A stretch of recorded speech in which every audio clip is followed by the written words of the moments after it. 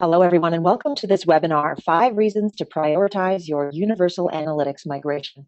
My name is Michelle Versteeg. I'm Director of Marketing with Cardinal Path and will serve as your moderator today. If you have any questions throughout the webinar, please submit them through the questions panel on your screen, and we'll address them later in the presentation. We do have time set aside for these today, so send as many as you have. You can also join the conversation on Twitter using hashtag #MoveToUniversalAnalytics. We are recording this session, and everyone who registered will get an email with a link to the on-demand version within the next few days. A bit about Cardinal Path. We are a digital data analytics firm that helps organizations unlock the value in their data and move the business forward based on those insights. Our teams comprise some of the top minds in the digital space, and our aim is to share all that we know. Universal Analytics has been officially out of beta now for 7 months, and whether you've already migrated or you're still working things out, this webinar is designed to help you understand some of the benefits of the new platform, why you should make it a priority to migrate, and how to do it as efficiently as possible. Our presenter is Stefan Hamel. Stefan is Director of Innovation with Cardinal Path and a distinguished thought leader in the field of digital analytics. Last year, he was named Most Influential Industry Contributor by the Digital Analytics Association, and he's made significant contributions to the industry, including creating the Online Analytics Maturity Model and the Web Analytics Solution Profiler, or WASP, both of which you'll hear about in this session. Stefan, I'll let you take it from here. All right, thank you, Michelle. Welcome, everyone. Good morning, afternoon, or evening, depending on where you are. There's a lot of people on this call, so it's a pleasure to take the next, let's say, half an hour, 45 minutes to share my views on the migration from GA to UA, or Universal Analytics, as we should say. What we're going to cover today. A few words on how to plan for your migration. Of course, this is not something that you just turn. Well, it could be as simple as turning the switch on, but we want to be smarter about it and plan for it and set the foundation for the future. Obviously, we're going to talk about some of the benefits of Universal Analytics, and there's actually a lot of benefits. So we're just going to cover a few of those, my preferred ones. And then we're going to continue with how to fast track your migration, or what are the actual steps that you should go to starting right now, and of course a Q&A session and what next at the end. So as Michelle was mentioning, we have time for Q&A. If there's a lot of questions, we might not be able to answer all of them, but we're going to take them offline and answer through email to those who ask those questions. So let's get going with the planning for migration and how to get going. So Google Analytics is so popular, and you've certainly heard, and the reason you're on this call is because you want to make the most out of the migration and the power of Universal Analytics. And if we do a little recap of what has been done so far, Universal Analytics, what you have to know is it's not just another release of Google Analytics. It's actually Google went back to the drawing board, and based on all the experience and the years of using and maintaining and developing Google Analytics, they re-engineered the whole platform. So behind the scene, what often we don't see is Universal Analytics, the engine that processes data, is completely different. It has been re-engineered, and it makes it much more powerful. And thus the name of Universal, because it's not only a platform for your traditional web analytics, but it's really for any type of data that you can collect through internet-connected devices. So the beta was, we as partner, we had access to the beta very early on, and it's been out there tested in the wild, as I would put it. And so really Google took the time to listen to all the feedback and everything. And ever since the beta version became available to more broadly, I would say, um, you probably noticed that there are new features and updates and announcements. So the pace of innovation is very, very fast with Universal Analytics. So there's a lot of things that are now available with Universal Analytics that were simply not possible using the older platform. And it's kind of strange to say old when it's not that old in reality. So the beta was available. A lot of people were early adopter of the beta version, and eventually it became available so that anyone was able to do a migration of their web properties to Universal Analytics. So it's kind of a two-step process where the first step is that you ask Google to migrate the processing engine from GA, what I would call the classic GA, to Universal Analytics. So that gives you the administrative interface and the new look, I would say, of the reports and the administration and all those things. But you can still use your classic GA tags. So the front end or the collection of the data remains the same. You don't have to switch the tags right away. The next phase, and obviously if you are an early adopter of that, you will also want to retag your site so that you switch from the classic GA tags to the new Universal Analytics syntax of the tags. The next phase is the auto transfer process. So regardless if you ask or not, your web property is going to be migrated to the new processing engine. So this is happening right now. A lot of people are reporting that they're even the web properties that they have not transferred manually are getting transferred anyway. But that's fine because Google was smart enough. Hopefully, they thought that okay, even if the processing engine is migrated, I'm still compatible with the GA tags that were already there on my side. So it's 100% compatibility between the two, and that's one of the major things that was tested during the beta phase was to make sure that there would be no issues when the backend engine is migrated. And then it was a big announcement on April 2nd. I think they were smart not to announce it on April 1st, but on April 2nd, it was the announcement that Universal Analytics was out of beta. And the official word is that any tracking and any feature of the classic GA is going to be processed and will continue to work for 2 years after the official announcement. So, presumably until April 1st or April 2nd, 2016. So that still gives you some, time to do your migration, but at the same time, if you work for a large organization with a lot of websites and a lot of web properties and so on, it's time to think about it and get going. Um, and then eventually, Universal Analytics is going to be the operating standard. The classic GA tags won't be supported anymore. Everyone is going to be expected to be running on the new Universal Analytics platform. So those are the steps. And right now, we're kind of in between the out of beta and operating standard phase. Which brings me to the concept of digital analytics maturity, and just a few brief words about that. The important aspect is that when you look at it, um,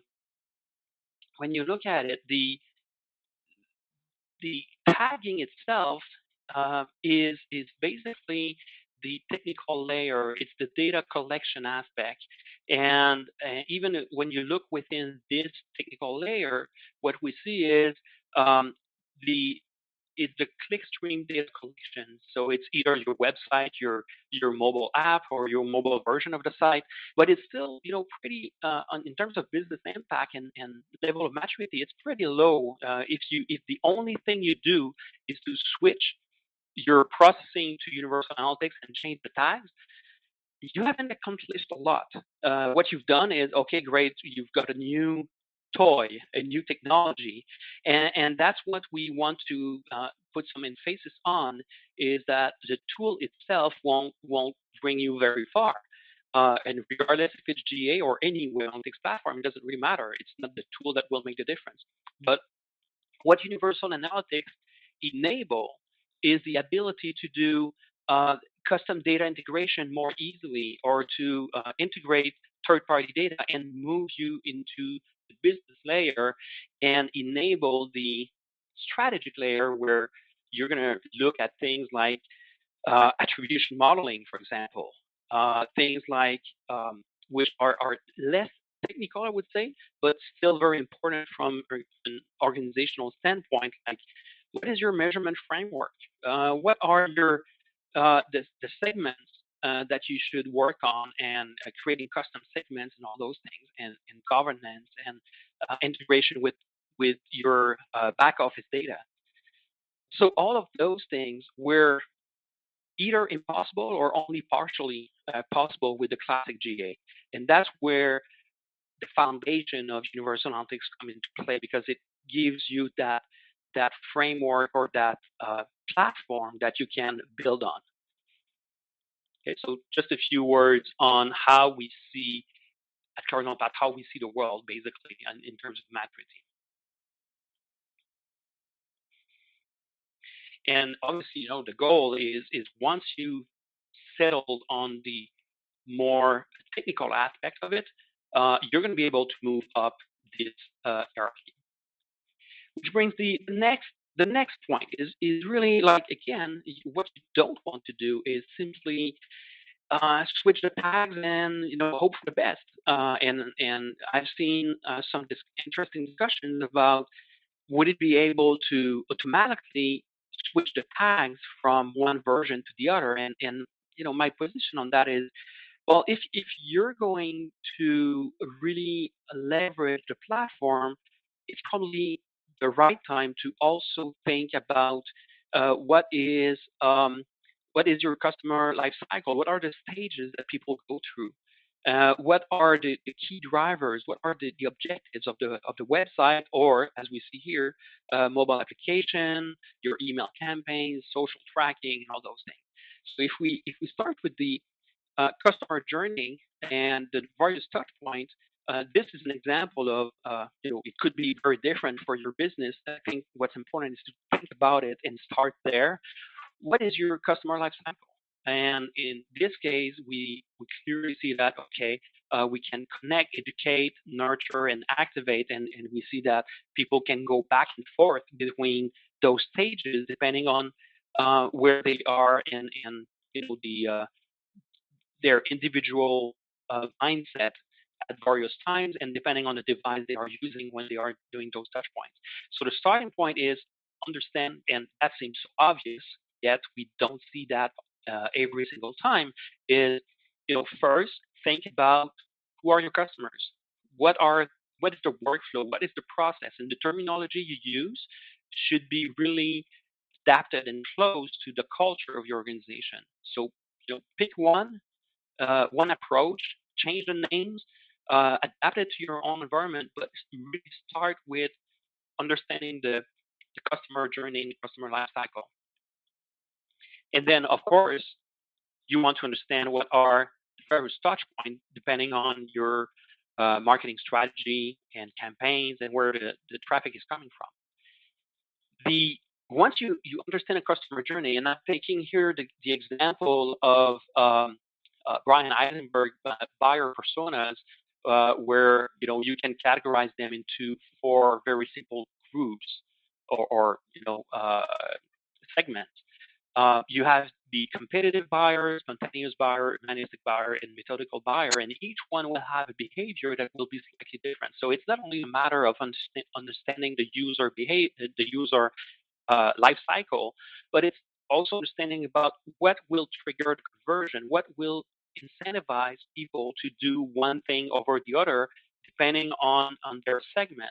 And once you have that, you can map it against your customer life cycle and say, okay, if I have a competitive buyer coming to my website, what is it that I want to do what will influence them to move toward the customer life cycle? Is it product information? Is it subscribing to a newsletter? Is it adding to a cart? What are the specific activities? And that will give you all of the instrumentation points where you need to put your tags. So it's not just a matter of adding page views. It's much more powerful than that in being able to track events, social events, enhance e-commerce.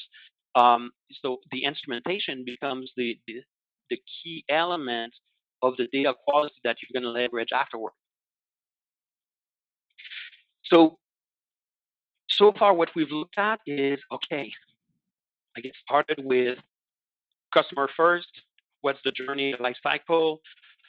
What are the segments? And what are the instrumentation points that I want to track? And based on that, I can look at, okay, what are the benefits? And the benefits, it's like it's like planting the seeds that we'll collect later. So the tracking is really just planting the seeds. And what you're going to do with the data is really the crop that will come out of it. And by the way, those pictures are I live on an island near Quebec City. That's my French accent, and those pictures are from a photograph, and they are all coming from the neighborhood where I live. So number one benefit to me, user ID. Up until recently, the only way we could analyze the data was to think in terms of visits or sessions, if you like. So when you see the universe as being, okay, I've got a visit to my website, I got a visit to my through my mobile application, and so on, it's really hard to be customer centric. It's really hard to understand the customer life cycle and the whole journey through different devices. So being user centric or leveraging the user ID is one of the key elements. If you have on your website and throughout your various touch points the a meaningful and useful reason to have a user authentication mechanism, be it log in with Google, Facebook, Twitter, whatever platform, or your own custom solution. But the fact of logging in is a level of interaction that is greater than being anonymous and not being able to track people across different devices. So it's a clear indication of a strong engagement with your brand when people are willing to actually log in to gain some benefits. So again, I think what's important here is don't don't leverage the user ID just for the sake of user ID. There needs to be a win-win scenario where users see a clear benefit of logging in. And if I take the e-commerce example, it's pretty obvious that people will log in to actually make a purchase. So that's user ID to me is one of the important aspects, and of course it enables customer centricity, enables viewing the customer behavior on various devices. It helps immensely with attribution also, and understanding what is the lead time before an actual purchase, and what is the mix of various devices that are being used to lead to that purchase. So again, that the aspect that doesn't change is you're still looking at broad consumer behavior. You don't have Obviously you don't have to go to the one-on-one aspect of watching every single person coming to your site. That would be it wouldn't make any sense. But what it also enables is my second best feature is the measurement protocol, or simply the ability with Universal Analytics to leverage the mobile API for tracking the usual web tracking that you've got, but also the measurement protocol. So essentially anything that is connected to the internet can be tracked. So, and we see creative use of the measurement protocol in various ways. So, someone was actually tracking a dog with a GPS and sending the data over to a GA or UA using the measurement protocol. So, creative use of the measurement protocol, and some more, would say, serious and business-oriented use, like enabling your point of sale to send data to Universal Analytics, and then the platform becomes a single user-friendly or business-friendly way of viewing the data and slicing and dicing the data directly through the GA interface. The third one is, okay, that would be all good, but as I mentioned, Universal Analytics is a re-engineered platform, and it can monitor and collect data about much more than your web page views and events and things like that. So you can add custom dimensions and custom metrics. And what it means for the free version, um, what you have is 20 custom dimensions and 20 custom metrics, and those becomes accessible and available directly through the interface. But alongside the measurement protocol, and I should have mentioned that at the same time, the measurement protocol is the way that you bring data into the platform, but all of that is also available through various APIs. So you've got a real-time API, you've got your usual reporting API, there's an unsampled reporting API. There are APIs to administer the environment, so you can programmatically create web properties and views and stuff like that. So in a very large scale implementation, you can actually automate the deployment and create and maintain all of those views through scripts that will automate a lot of that. So 20 custom dimensions, 20 metrics that you can use, but on the premium version, it's actually 200 dimensions and 200 metrics. That's a lot of extra space to be creative and send, whichever data you want. And it's not only that. You can add your additional custom data source. You can upload data or use the API to do it, so that you can upload cost information. So if you use ad networks other than DoubleClick and so on, you can actually upload the information about the cost of your ads, for example. We've used that successfully with clients.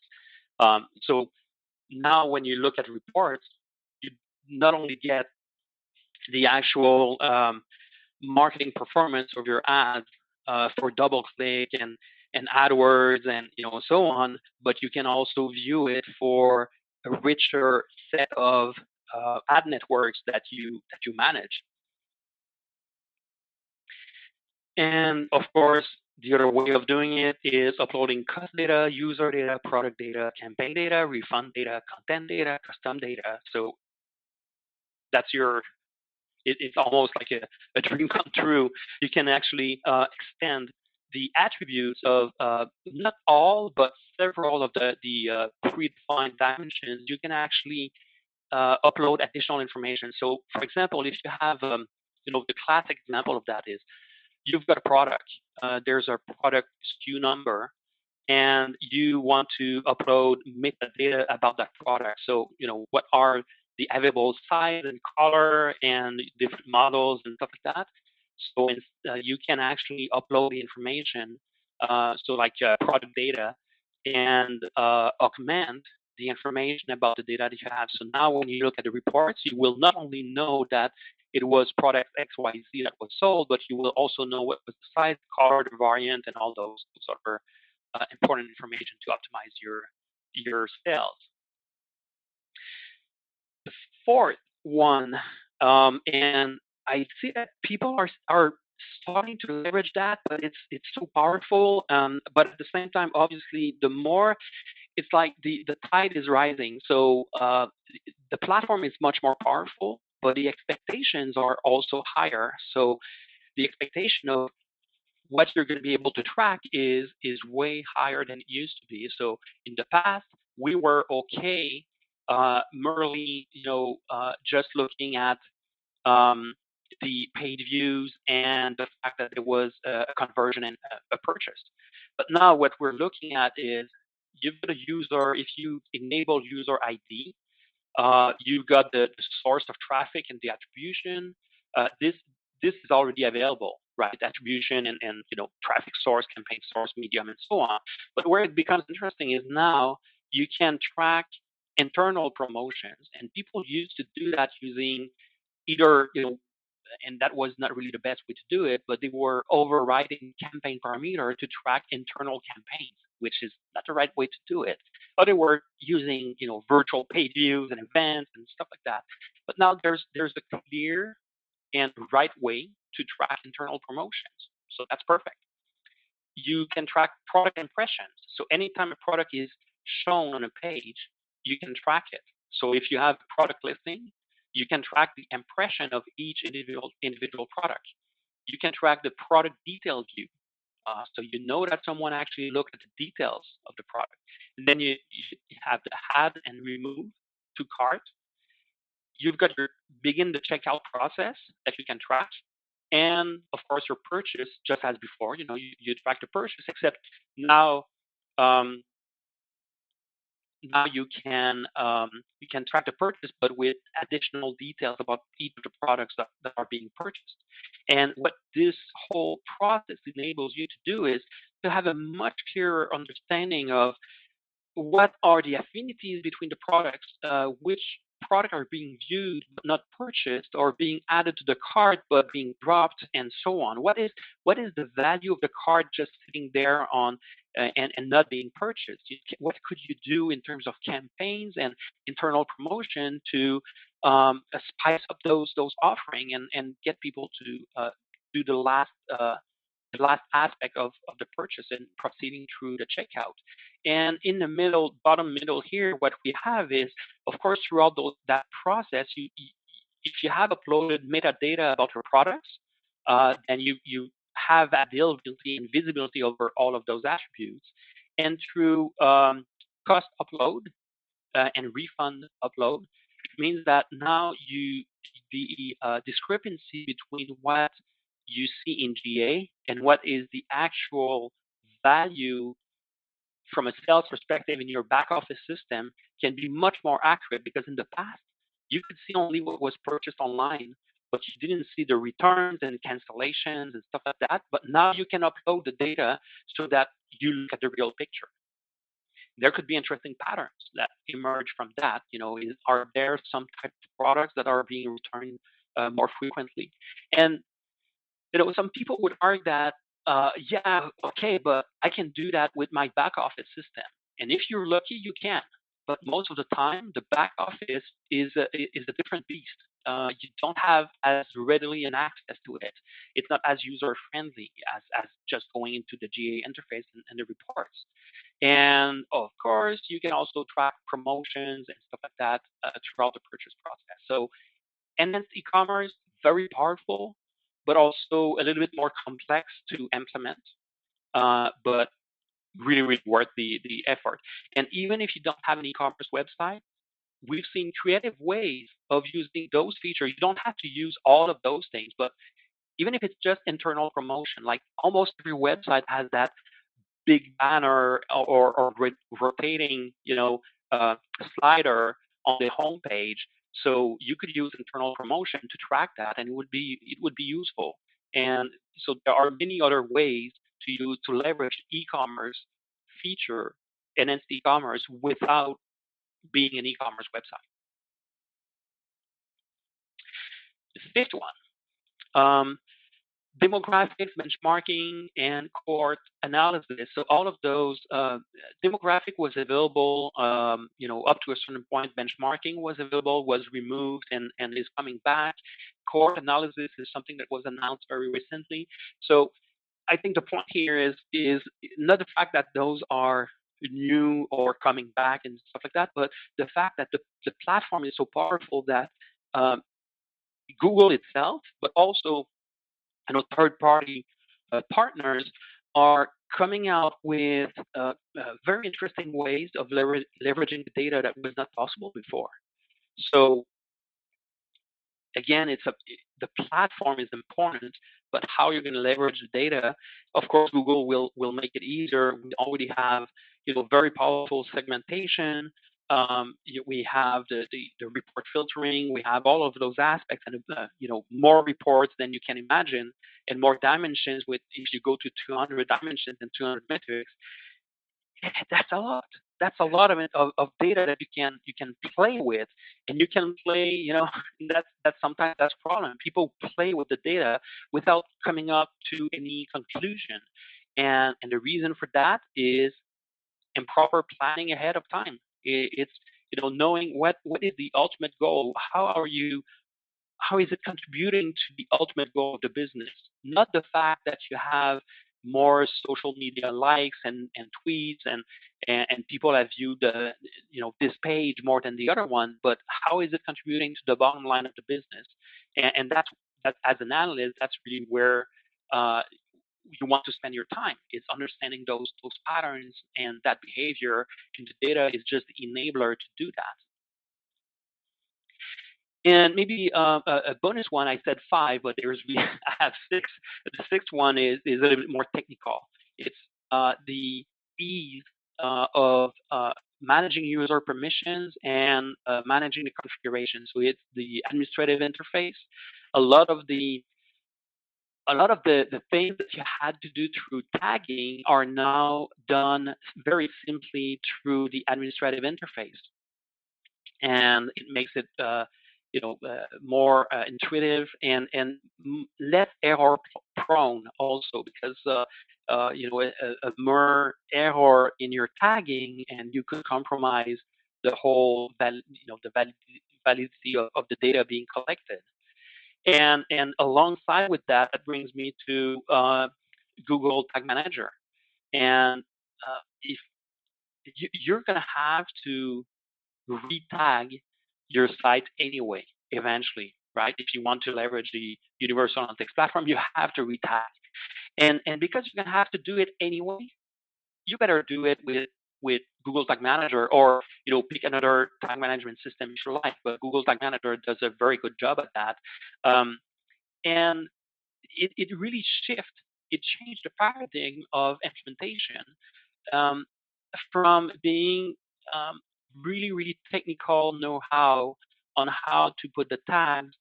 Uh, but as I mentioned, the expectation of what is going to be tracked is also increasing. So you probably won't use Google Tag Manager merely to say, oh, I want to track page views on every page.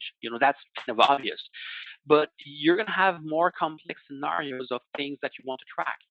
And to manage all of that, and especially when the environment becomes more complex because you have multiple websites, multiple localizations, different brands, and so on, but also different people involved in the process of instrumenting the website to collect the data. And you have to see uh, Google Tag Manager or any tag management system not only for your web analytics platform data collection, but also for ad networks. And I would say any time you need to collect data for the purpose of optimization and understanding what's going on, you should use a tag manager to do it. So it will increase awareness of the importance of data quality, and it will allow you to orchestrate, coordinate the deployment, streamline the process. And without going into too many details from a technical standpoint, there are ways to test your whole deployment without actually touching the website.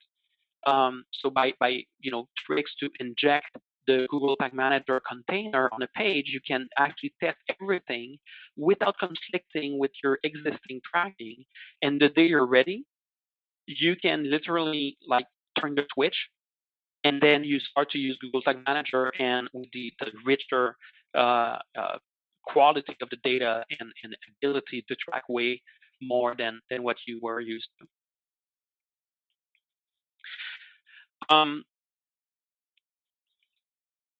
My top recommendations, we're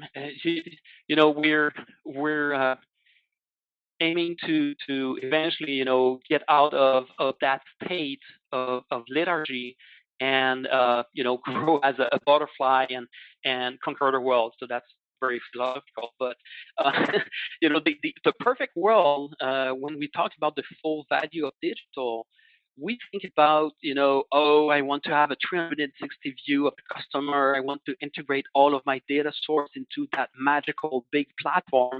That's usually where you throw the word big data in there. Um, and I want to, have data in real time on dashboards that people will access whenever they want. But the reality is not that simple. It's not that obvious, and you have to start somewhere. So yeah, you want to have maybe holistic maybe is a overused word. In any way, I would always say you need to leave some privacy to your user. So it's not because you can track it that it's the right thing to do. Maybe it's legal, but it doesn't mean that it's ethical to do it. So the whole aspect of compliance and privacy um, should always, be in your mind about what you're doing, because you have huge power in what you can track and how you can track it and what you can do with that data. So keep that in mind. It's not because you can do it that it's the right thing to do. Thus, again, plan ahead. What are the right points or instrumentation that you want to do on a website? The plan and nurture is really that uh, for so long we've heard that yeah, okay, you're going to put a few JavaScript lines on every page, and it sounds like the job is going to be done. And we know better now that it's never over. So the nurturing part of your instrumentation is critical. Your website always evolves. Your campaigns are always changing, and you have other ways of doing business, and you have other creative ways of leveraging new campaign possibilities. So your tracking needs to go alongside with all of those changes. So that's the nurturing part of the activation. And then being channel agnostic means that you want to have as complete or as relevant as possible, so that you can attribute your conversion to the right channel and the right behavior. It's not only about attribution to the channel, but it's also about having the right and a better understanding of the behavior, so that in the end you can empower confident decisions. So back to my little point about the technical aspect. And today I didn't want to go too deep into the technical aspect, because really the point here is, if you haven't started your migration, today is the right time to really start to do something about it and think about it.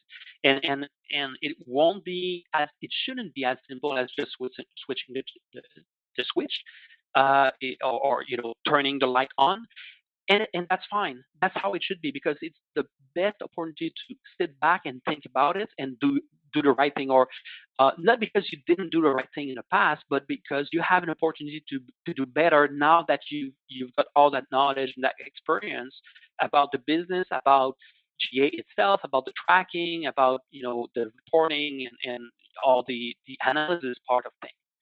So to help you out in this technological shift, there are a few tools that are really useful. So of course there's Google Tag Assistant. It's a Chrome extension, really really useful, and Google just updated that a few days ago or maybe 2 weeks ago. So really useful to see which web property and which Google Tag Manager is being used, and when you click on those things, you get a little more information. Um, Another useful, you know, I would say critical thing to do is to use Google Tag Manager. And when you are in the preview mode, you can actually test your tracking without actually deploying the content of the container. So only you can see what is going on. So it's very very handy and useful to do testing of your Google Tag Manager implementation. So again, if you are going to move, if you are going to switch to Universal Analytics, don't do it the old way of just changing the tags. And of course, the third one, the third tool, which of course I'm a little biased because I created that tool back in 2006. Um, so over the years, we obviously gained a lot of experience and knowledge about what to check when we do a deployment, and how to do audits and data quality assurance. So WASP is a free browser extension for Chrome. There's two components. The inspector will give you in-page information about what are the tags and the scripts that are being fired, and not only the Google tag, but any tag that is firing on that page. And it will also reveal from a compliance and security standpoint, sometime you might include a cool little plugin from trusted or untrusted places. And what you don't know is behind the scene, that cool little plugin is firing a bunch of tags that you're not even aware of. So from a compliance standpoint, if that's something you care about, it's really important to look at exactly what is being tracked and which widgets that you include on your website, what are they really doing behind the scenes? So WASP is going to help you reveal those relationships.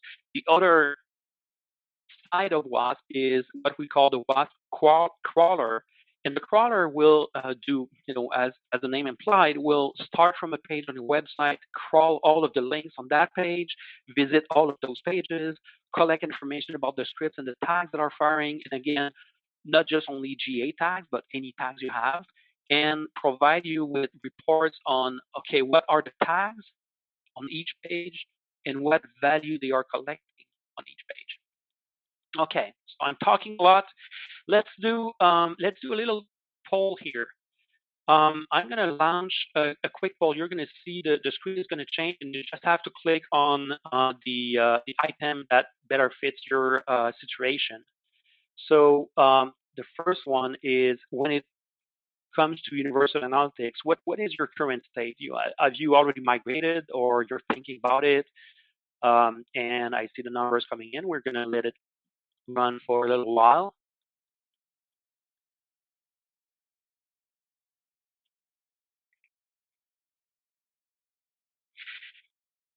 All right, almost there.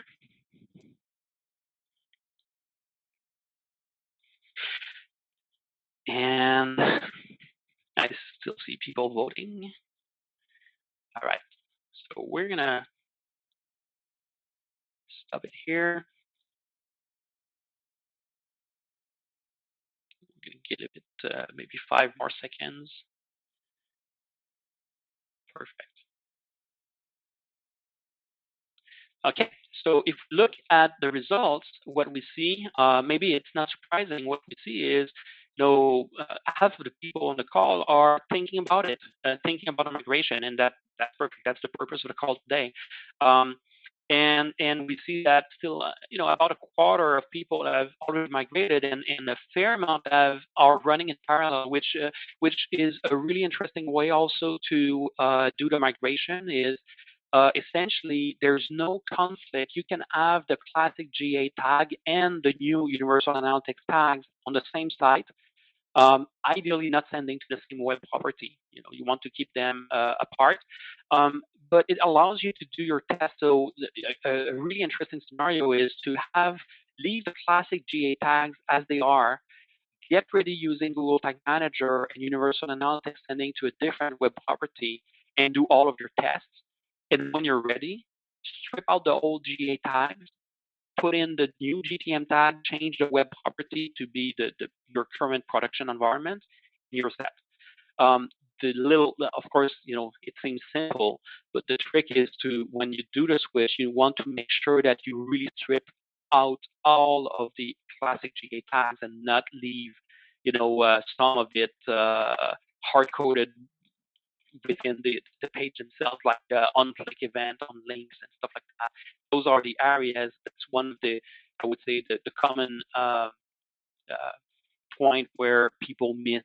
And what happened is, if you leave it there, you're gonna pollute your web property data with kind of double tagging on some aspects, but not on others. So that's why you want to do a quality assurance of your deployment.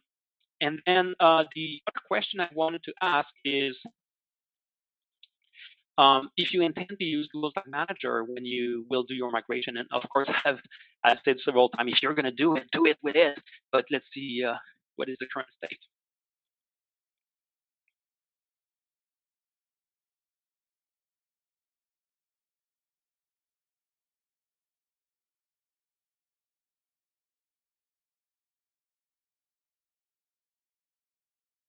So I see the numbers coming in.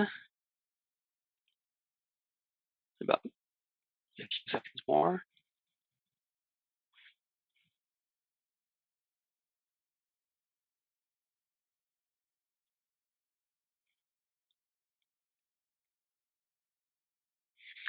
All right. It's really interesting from my point of view to see the numbers coming in. It's interesting to see how the distribution is evolving over time, depending on how long it takes for people to answer. So if we look at that, what we see is 25, well, about 30% of the people have already deployed GTM. And by the way, you could deploy GTM with the classic GA tags, and that would work also. One way to view GTM is it's really just an empty container. It doesn't do anything. It doesn't track anything on its own, but it empowers you um, to define what should be tracked, when it should be tracked, what are the rules, the triggers that will say, oh, I want to track an event when this specific thing happened on this specific page. Or you can have a blanket approach and say, well, of course, I want to track all page views on every page. So really, really powerful again. So about 60% of people plan on using GTM. That's perfect. 5% are using another TMS. Absolutely no problem with that. There are other TMS vendors out there. Google Tag Manager is free. If you are under Google Analytics Premium, the same SLA that applies to Premium also applies to your GTM. So there's a service level guarantee there. I would say the area that would worry me a little bit is if you plan on not using any tag management system, unless you already have a proven approach of deploying the tags and it's very efficient.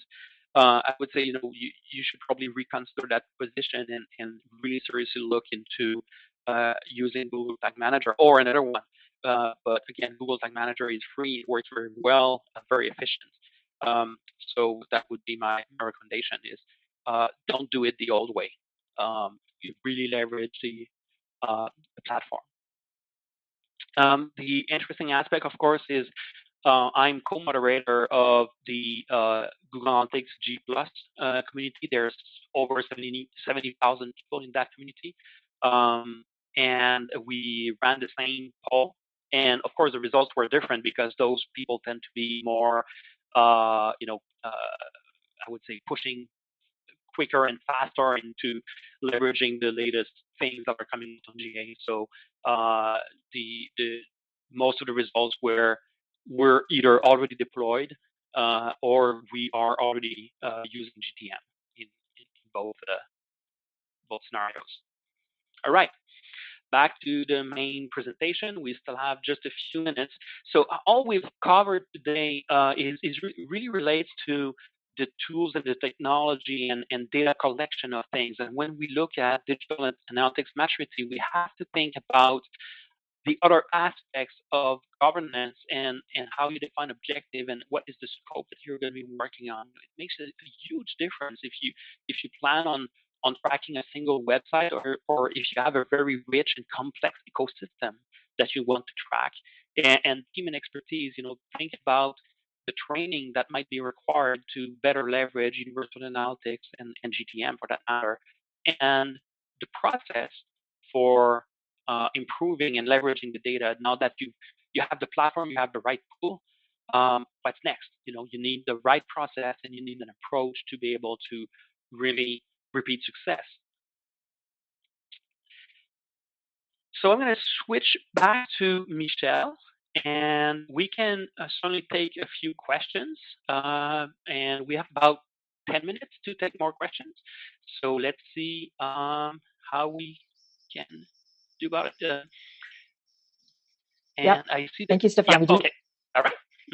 We do have quite a few questions, so we will get through as many as we can here. So just going back to what you were talking about with regard to GTM, it seems that a few people in the audience are having trouble implementing GTM correctly. Can you speak about that and where they could find some help?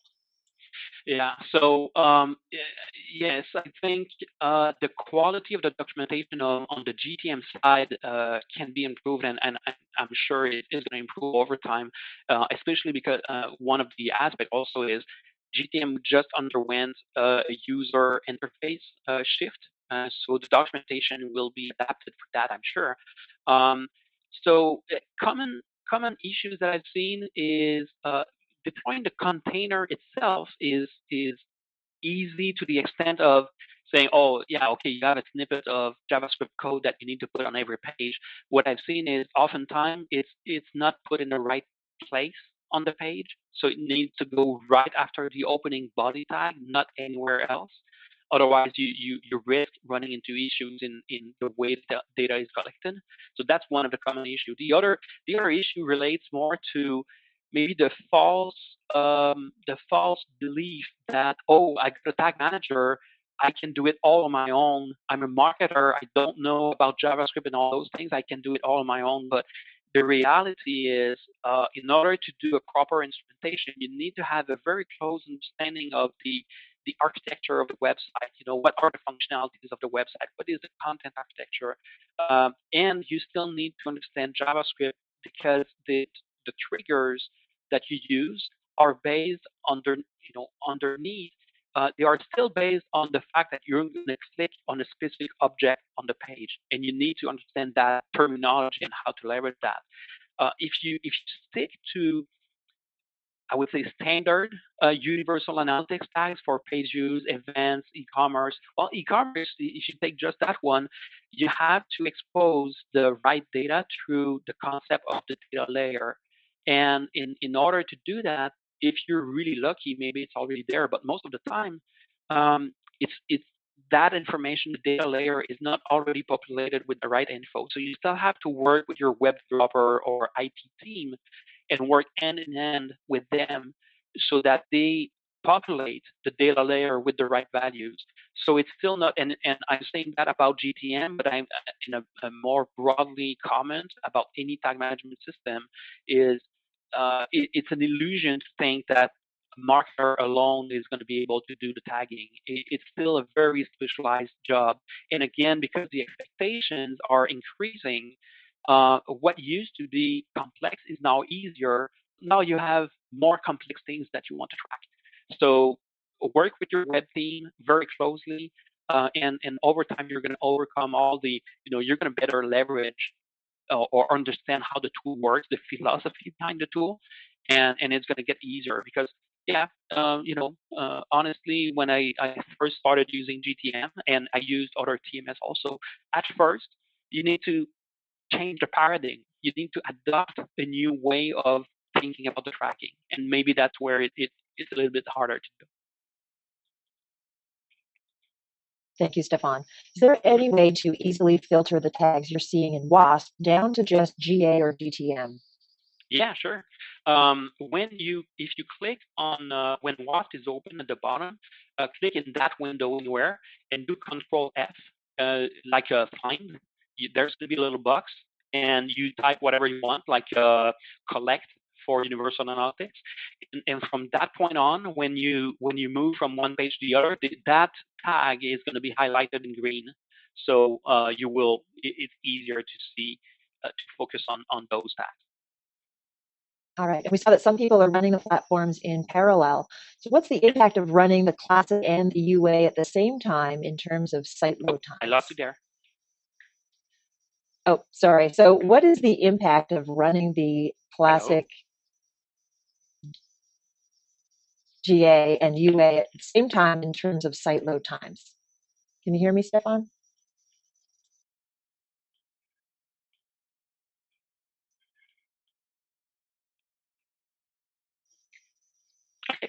Can you hear me now, Stefan? Yes, I can hear Okay. you. Sorry. So the question is, what's the impact of running the GA and UA at the same time in terms of the site load times? Oh, that's a really good one. So if you have the GA classic tags, those are asynchronous tags. And if you use GTM, the container for GTM is asynchronous, and the tags within GTM are also asynchronous. So And if you ever put UA directly, it's going to be asynchronous. So the net result of that is, from a pure technical standpoint, of course, every little thing that you do is going to add to the load and the processing time of the page and the network and all that stuff. But from a user perception standpoint, it has absolutely zero impact because everything is asynchronous. So what it means from a little technical standpoint is that the browser is now smart enough to know that when the developer of the web page says load that, process that JavaScript, but you can delay the processing until, if there's something more important to do, prioritize the other stuff and process me when you have time to do it. So obviously, the browser are fast enough and so on that it doesn't really show up from maybe a few milliseconds, but it doesn't have any impact on the user. Okay, so we do have a ton of questions, and I don't think we're going to be able to get to them all. We want to keep you within the hour today, so we will have to follow up with you directly on these questions, and maybe we'll consider putting together an FAQ for this webinar as well. So Stefan, thank you so much for the good information today. My pleasure. Always fun to do that. And don't forget to check out some of the resources Stefan mentioned. Cardinal Path Training has an online session coming up on using GTM to migrate to Universal Analytics. You can enter a discount code webinar special for 10% savings. There's a UA migration readiness assessment tool, and that's available on the Cardinal Path website under resources and tools, and that'll help you understand your level of preparedness before you make the move. You can also download the free WASP tool and the online analytics maturity model survey using the link shown on the screen. And not to worry, we're going to send you all of these links along with the recording of this webinar. If there's anything that we can do to help you with your migration, or you'd like to ask some additional questions, please get in touch with us directly using info@cardinalpath.com. Thank you for joining us, and I hope you have a great day. Thank you, everyone.